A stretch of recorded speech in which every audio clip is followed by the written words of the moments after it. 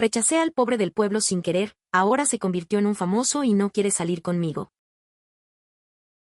Hay nombres que se te quedan grabados en el alma, no como un tatuaje que eliges, sino como una cicatriz de una herida que nunca terminó de cerrar bien.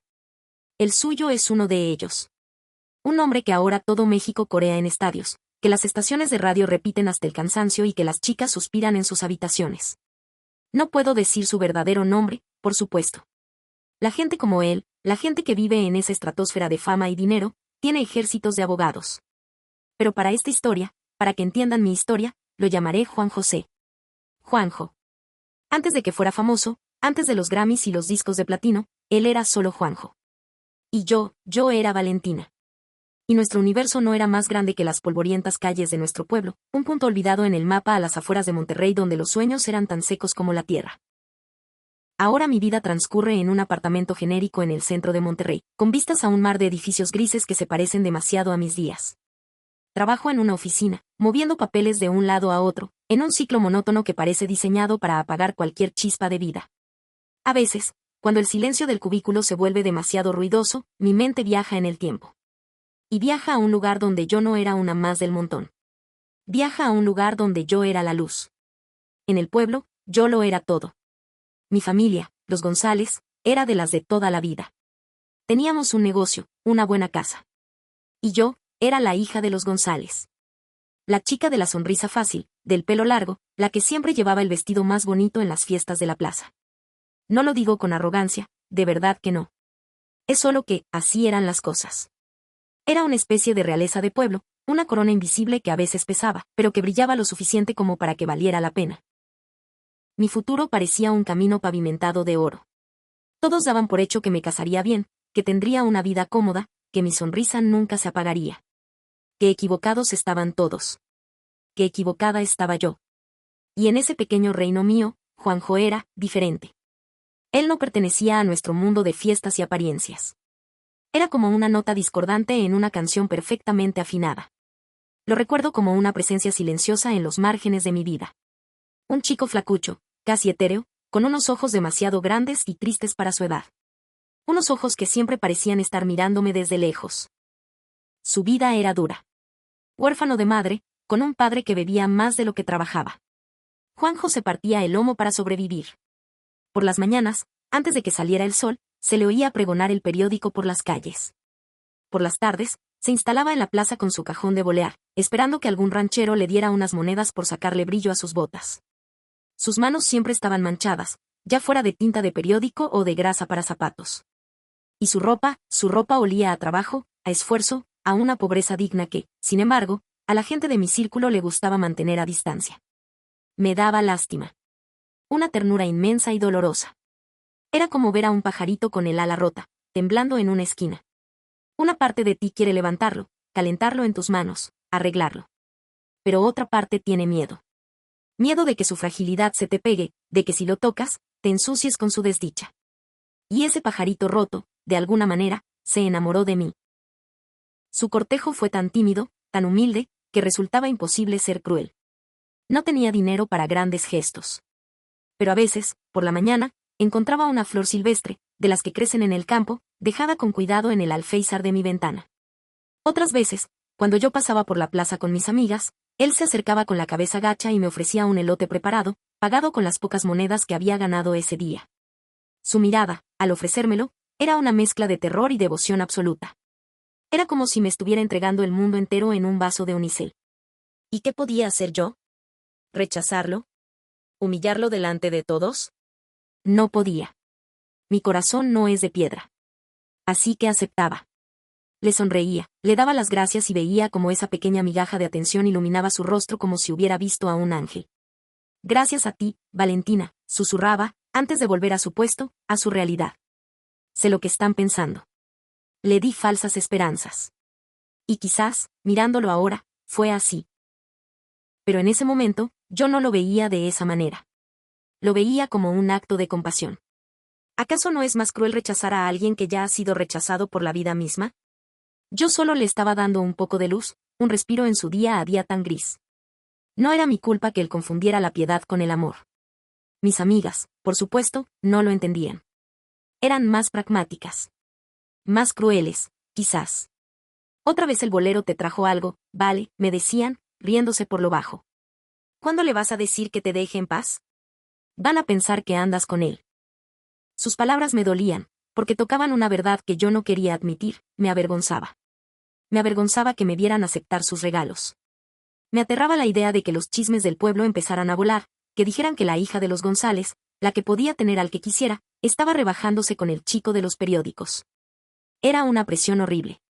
Estaba atrapada entre mi compasión por él y el miedo a mi propia reputación. Una reputación que, en un pueblo como el nuestro, era todo lo que tenías. Así que seguí con el juego. Un juego peligroso, lo sé ahora. Un juego de sonrisas ambiguas y agradecimientos vacíos. Yo seguía mi vida, salía con mis amigas, tenía mis pretendientes.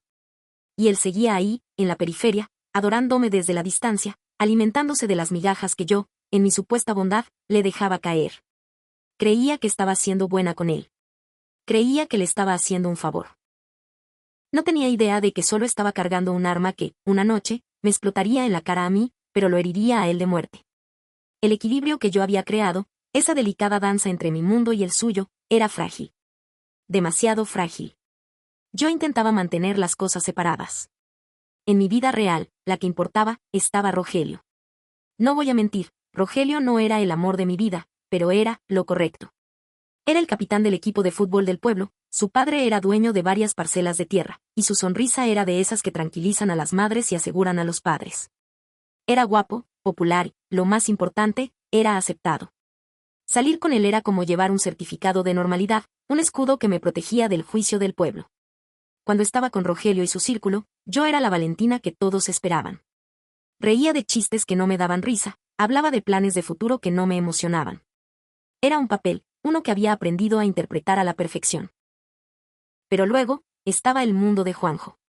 Un mundo que existía en los márgenes, en los encuentros fortuitos en la plaza, en las flores silenciosas en mi ventana. Y yo, tontamente, intentaba mantener esos dos mundos en órbitas separadas, creyendo que nunca colisionarían. Mis amigas, con su crueldad adolescente, eran la voz de la razón que yo me negaba a escuchar. Y si Rogelio se entera de que el bolero te anda rondando, me preguntó una vez mi mejor amiga, Sandra, mientras nos pintábamos las uñas. Se va a armar la grande, vale. Y tú vas a quedar como una tonta. No seas exagerada, le respondí, aunque sus palabras me dejaron un nudo de ansiedad en el estómago. Juanjo es solo un amigo. Y es inofensivo. Nadie es inofensivo cuando está enamorado, sentenció ella. ¿Qué razón tenía? Yo seguía justificándome. Le decía a Rogelio que Juanjo era un pobre chico al que a veces ayudaba. Y le decía a mi conciencia que mis sonrisas a Juanjo no eran coqueteo, eran caridad. Estaba tan ocupada protegiendo mi imagen, mi estatus, que no me di cuenta del polvorín que estaba creando. Y la mecha se encendió en la noche más inesperada. Era un sábado. Rogelio estaba en mi casa, como casi todos los fines de semana. Estábamos en la sala, con mis padres, viendo una de esas películas de acción que a él tanto le gustaban. Yo estaba medio dormida en el sofá, aburrida. Era la imagen perfecta de la normalidad provinciana. La paz antes de la tormenta. Y entonces, desde la calle, llegó el sonido. Primero fue una guitarra. Acordes torpes, pero llenos de una sinceridad que te erizaba la piel. Y luego, una voz. Una voz que reconocí al instante, aunque nunca la había oído cantar así. Era Juanjo. Estaba temblando, sí, pero era clara, dulce y cargada de un sentimiento tan puro que silenció la película y nuestras conversaciones a medio empezar. Cantaba una de esas baladas viejas, de las que hablan de amores imposibles, de lunas y estrellas inalcanzables. Y cada palabra, cada nota, iba dirigida a mi ventana. Mi madre fue la primera en reaccionar. Una sonrisa se dibujó en su rostro. ¡Ay, qué romántico!, susurró, mirando hacia la ventana con ternura. Parece que tu hija tiene un admirador secreto. Mi padre frunció el ceño. No le gustaban los espectáculos. Pero fue la reacción de Rogelio la que me heló la sangre. Su rostro se ensombreció, su mandíbula se tensó. Se levantó del sofá, con los músculos en tensión. ¿Quién es el payaso que se cree que está en una película?, gruñó, caminando hacia la puerta. El pánico se apoderó de mí. Pánico por él, pánico por mí. Pánico por la colisión de mis dos mundos. Rogelio, no, espera, le grité, corriendo detrás de él. Debe ser una equivocación. Pero no me escuchó. Abrió la puerta de golpe y salió al porche. Yo lo seguí, tropezando. Y la escena que vi bajo la luz amarillenta del farol de la calle se grabó en mi memoria para siempre. Ahí estaba Juanjo. No estaba solo. A su lado había dos amigos, tan desvalidos como él. Uno con otra guitarra y el otro, y esto era casi cómico por lo trágico, sostenía una trompeta con la que intentaba seguir la melodía, soltando notas desafinadas que rompían la magia de la voz de Juanjo. Estaban los tres, un pequeño ejército de corazones rotos, ofreciéndome la única riqueza que poseían, su música. Justo cuando salimos, Juanjo terminaba el primer estribillo, con los ojos cerrados, entregado por completo a la canción. Al abrirlos, nos vio. Me vio a mí, de pie, aterrada. Y vio a Rogelio a mi lado. Vio cómo, en un acto posesivo y brutal, Rogelio me pasaba un brazo por los hombros, apretándome contra él, marcando su territorio. La voz de Juanjo se ahogó. La última nota de la canción murió en su garganta. Vi cómo su rostro pasaba de la esperanza más pura a la humillación más absoluta en una fracción de segundo. Fue como ver una luz apagarse de golpe, dejando solo oscuridad. Sus hombros se encorvaron, la guitarra pareció pesarle de repente el doble. La trompeta de su amigo emitió un último sonido lastimero y luego cayó. Rogelio dio un paso al frente. ¿Qué? ¿Ya se te acabaron las galladas, bolerito?, le espetó, con una sonrisa burlona. Andas dándole serenata a la novia equivocada. Lárgate de aquí antes de que te quite las ganas de volver a cantar. Yo quería decir algo. Quería gritarle a Rogelio que se callara. Quería decirle a Juanjo que lo sentía. Pero las palabras no me salían. Estaba paralizada por el miedo, por la vergüenza. Mi silencio fue mi respuesta. Mi silencio fue mi traición. Juanjo no respondió a la provocación. Ni siquiera miró a Rogelio. Sus ojos, ahora vacíos, se encontraron con los míos por un último y eterno segundo. Y en esa mirada no había odio. Había algo mucho peor, una profunda y desoladora decepción. Era la mirada de alguien que se da cuenta de que el ángel que adoraba en realidad tenía los pies de barro. Bajó la guitarra lentamente, con una dignidad que Rogelio nunca podría entender. Les hizo una seña a sus amigos y, sin decir una palabra, se dieron la vuelta y caminaron hacia la oscuridad de la que habían salido, dejando atrás un silencio más ruidoso que cualquier canción. Después de esa noche, Juan José desapareció. No gradualmente. Simplemente, se esfumó. El puesto de periódicos tenía un nuevo encargado. El cajón de bolear en la plaza quedó vacío. Pregunté por él, pero nadie sabía nada. Se lo había tragado la tierra. La vida, por supuesto, siguió. Terminé con Rogelio unos meses después, cansada de su arrogancia. Me mudé a Monterrey para estudiar, buscando escapar del aire viciado de ese pueblo. Tuve trabajos, tuve otras relaciones. Pero de vez en cuando, en noches silenciosas, el eco de esa serenata rota volvía a mí. La voz temblorosa de Juanjo, la trompeta desafinada, y sobre todo, su mirada de decepción final. Me decía a mí misma que yo no había sido la culpable. Fue Rogelio, fue el pueblo, fueron las circunstancias. Yo también, a mi manera, había sido una víctima de esa noche. Los años pasaron.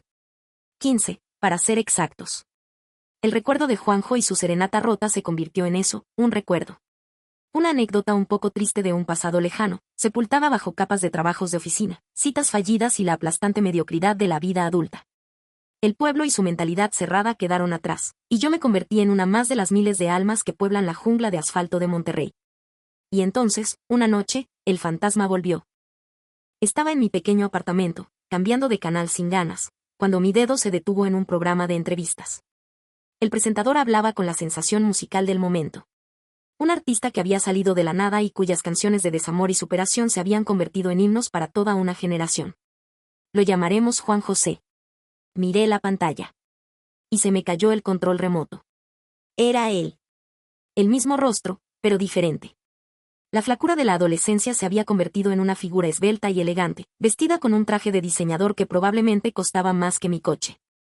Su pelo, antes siempre un poco revuelto, ahora estaba perfectamente peinado. Y su mirada, esa mirada triste que yo recordaba, se había transformado. Ahora era intensa, magnética, pero con una capa de hielo, de una distancia calculada que intimidaba. Había una confianza en él, un poder, que era completamente nuevo para mí. El presentador le preguntó sobre sus orígenes, sobre la inspiración para sus canciones tan dolorosas. Y Juan José, con esa voz profunda que ahora enamoraba a millones, contó una versión editada de su vida. Habló de crecer en un pueblo pequeño, de las dificultades, de cómo la música fue su única salida. Mis canciones vienen de la honestidad, dijo, con una sonrisa que no le llegaba a los ojos. Vienen de recordar lo que se siente no tener nada, y que la única persona en la que pones tu fe, te demuestre que la fe es para los tontos. Sentí un escalofrío. Estaba hablando de mí. De nuestra historia. Al principio, sentí una oleada de orgullo, extrañamente. Yo era esa persona. Yo había sido su musa. La herida que yo, sin querer, le había causado, se había convertido en el motor de su éxito. Nuestra tragedia personal era ahora la banda sonora de miles de corazones rotos. Y en mi mente retorcida, eso nos unía. Nos daba un nuevo significado. Me convencí a mí misma de que no era una coincidencia que él apareciera en mi vida justo ahora. Era el destino. El universo nos estaba dando una segunda oportunidad. Ahora las cosas eran diferentes. Él era un hombre exitoso, poderoso. Yo era una mujer madura, libre de las presiones tontas de un pueblo. Podíamos, por fin, estar juntos. El chico del periódico y la reina del baile, reunidos como iguales. Era una historia perfecta. Conseguir su número de teléfono fue mi proyecto secreto durante semanas.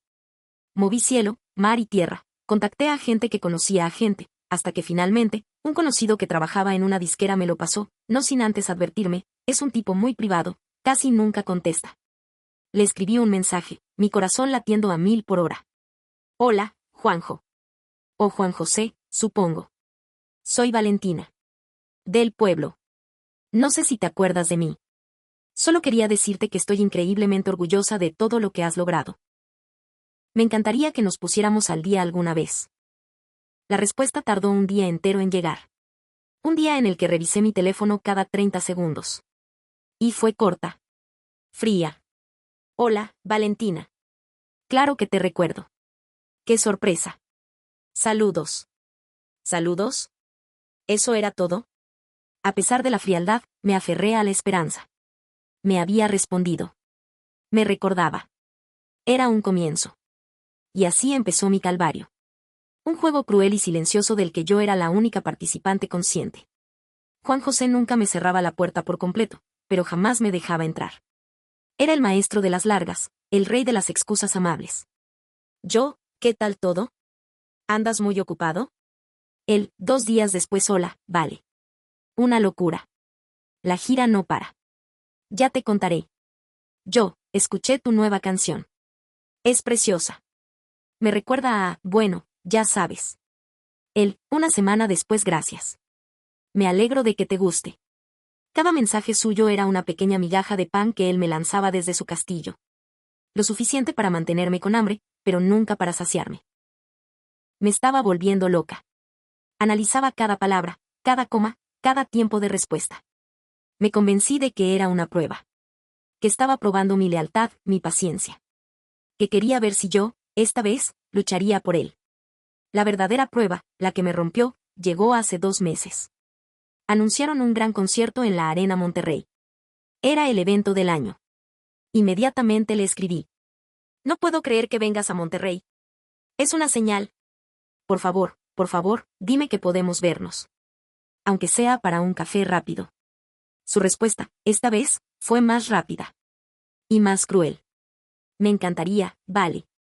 Pero la agenda está imposible con la prensa y los compromisos. Es una locura. Pero no quiero que te lo pierdas. Hablaré con mi gente para que te dejen un par de boletos en taquilla. Primera fila. Para que disfrutes el show. Leí el mensaje con un nudo en la garganta. ¿Disfrutar el show? Yo no quería ser una fan más. Quería estar con él. Pero, de nuevo, me aferré a la migaja. Primera fila. Quizás era su manera de tenerme cerca. Fui al concierto. Me compré un vestido nuevo, pasé horas arreglándome. Me sentía como una adolescente yendo a su primera cita. Y cuando las luces se apagaron y él salió al escenario, el rugido de 20.000 personas me hizo sentir increíblemente pequeña. Fue un concierto espectacular. Él era un dios en el escenario. Pero yo no podía disfrutarlo. Lo veía, a solo unos metros, pero se sentía a 1.000.000 de kilómetros de distancia. Y entonces, llegó el momento. Esta siguiente canción, dijo, y la arena guardó silencio, es una muy especial para mí. Le escribí hace mucho tiempo, en una noche en que aprendí que a veces, las estrellas que más brillan son también las más frías. y empezó a cantar su éxito más grande. Mientras cantaba, sus ojos barrieron la primera fila. Y por un instante, un solo y devastador instante, se encontraron con los míos. Pero en su mirada no había nostalgia, ni dolor, ni amor. No había nada. Solo un reconocimiento frío, distante. Como si estuviera mirando a través de mí, a un fantasma, a un recuerdo que ya no le causaba nada. Cantó la canción entera sin apartar la mirada. Y sentí como si las 20.000 personas en esa arena hubieran desaparecido. Solo éramos él, en su pedestal de luces, y yo, en mi asiento de primera fila, siendo juzgada y sentenciada por su canción. Fue la humillación más pública y silenciosa que he sufrido en mi vida. Me di cuenta entonces de que todo era un juego para él. Las respuestas tardías, las excusas, los boletos en primera fila. Eran parte de su venganza. Me estaba haciendo sentir exactamente como yo lo hice sentir a él 15 años atrás. Invisible, insignificante, con la esperanza colgando de un hilo que él controlaba. Me estaba dando un tour guiado por el infierno que yo misma había creado para él. Y parecía estar disfrutando cada segundo. Salí de esa arena antes de que terminara el concierto. No podía soportar un aplauso más, un grito más de una fan que no tenía idea del veneno que se escondía detrás de esa voz de terciopelo. Caminé por las calles de Monterrey, con el eco de Serenata Rota todavía martillándome en la cabeza. Y por primera vez, en mucho tiempo, me permití ser honesta conmigo misma, o al menos, lo intenté. Quizás, en parte, me lo merezco. Lo sé. Sé que lo que pasó esa noche, hace 15 años, estuvo mal. Lo veo ahora, con la claridad que solo te dan los años y el fracaso. Fui una niña tonta y cobarde, más preocupada por lo que pensaran los demás que por los sentimientos de una persona buena.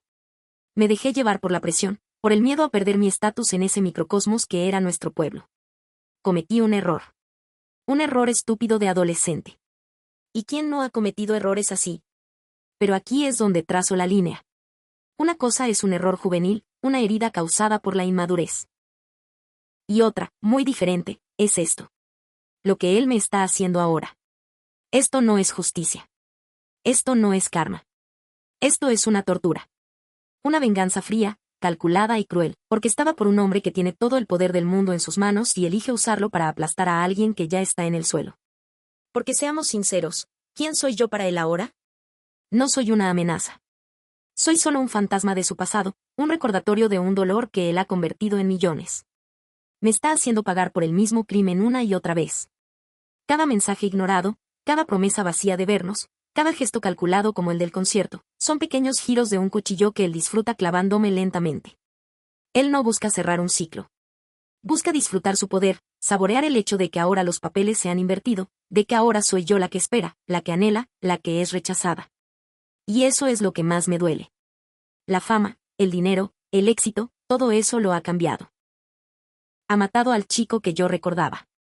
Porque el Juanjo que yo conocí, el del corazón en la mano y la mirada triste, nunca habría sido capaz de esta crueldad. Él era bueno. Era tierno. A pesar de todo, él tenía un alma noble. El hombre que vi en ese escenario, ese ídolo de masas con ojos de hielo, es un extraño. Un extraño que se ha puesto la cara de Juanjo y ha aprendido a usar su dolor como un arma. Así que sí, yo empecé esta historia. Le rompí el corazón. Pero él está intentando romperme el espíritu. Y mientras el mundo le aplaude y canta sus canciones, yo soy la única que conoce la verdadera historia detrás de la balada. La historia de cómo el pajarito con el ala rota no solo aprendió a volar, sino que se convirtió en un halcón que ahora disfruta cazando a la chica que una vez se negó a curarlo. Y eso, sea como sea que lo miren, no es la historia de un héroe. Es la de un monstruo.